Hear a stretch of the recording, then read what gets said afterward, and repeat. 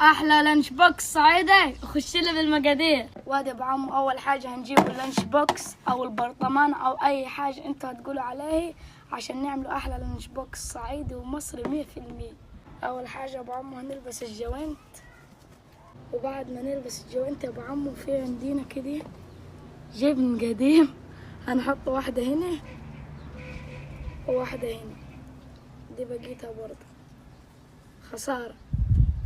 وادي ابو عمو بعد ما حطينا الجبنه القديمه هنا، عارفين الجبنه القديمه دي بقالها كام سنه؟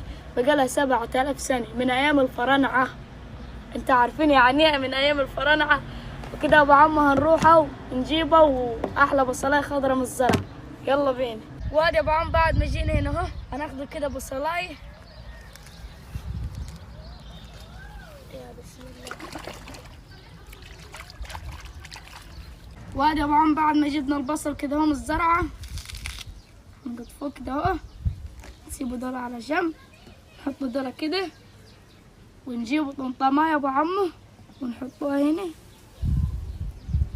ونجيب ابو عمو كده اهم حاجه في اللانش بوكس رغيف عيش بلدي ونقفله. وكده ابو عمو نفتح السيستي نمسكه